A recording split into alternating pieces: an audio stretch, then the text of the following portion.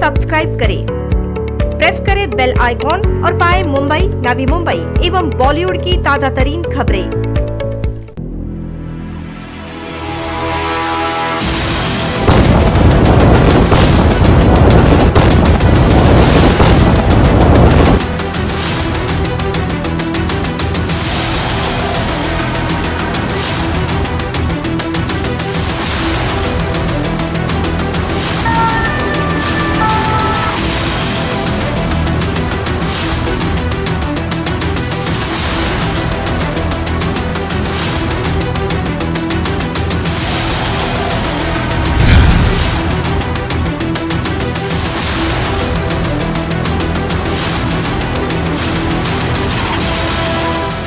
Even as the coronavirus pandemic has caused an irreparable damage to countries across the world, many are reeling under the pressure of worst economic crisis, grappling to contain the virus spread and loss of life en masse.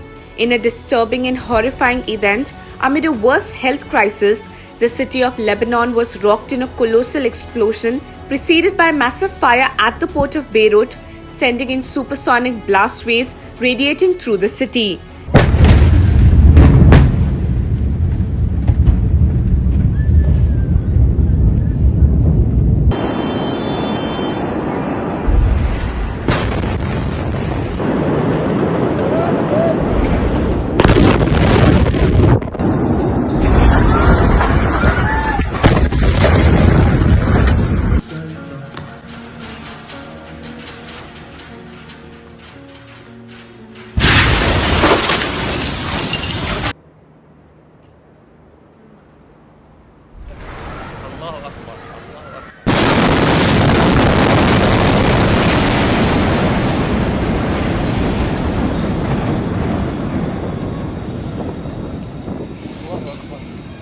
The devastating explosion, which killed at least 137 people and injured about 5,000 others, were the aftermath repercussions of Lebanon's government negligence on the detonation of 2,750 tons of ammonium nitrate stored at the city's port.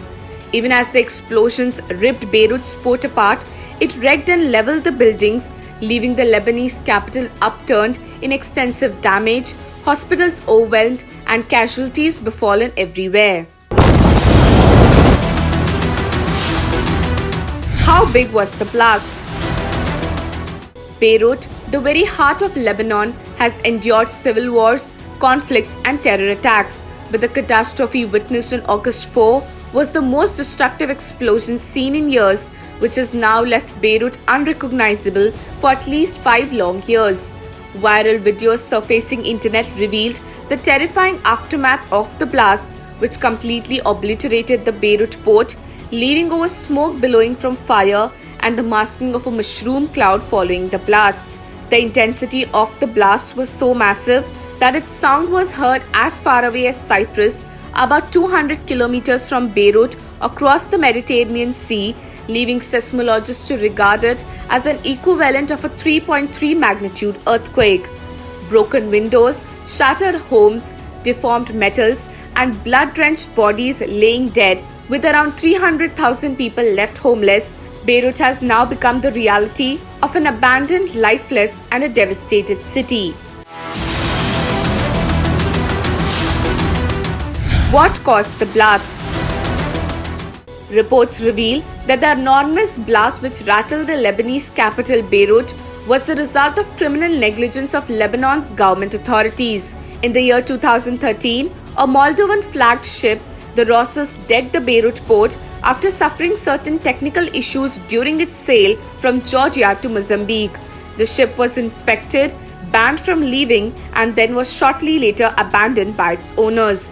The cargo of the ship contained ammonium nitrate, also known as a fertilizer and an explosive.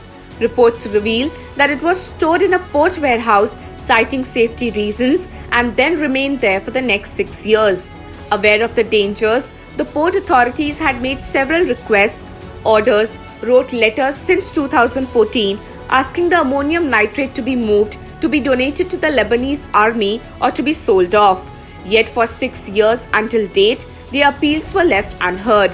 Beirut, which now looks like a devastated war zone, indeed seems an after effect of a war. a war, a lost war against the government. Beirut catastrophe is a negative process of lack of action from the Lebanese government. لبنان مصاب بكارثة. نعم، إنها كارثة وطنية كبرى.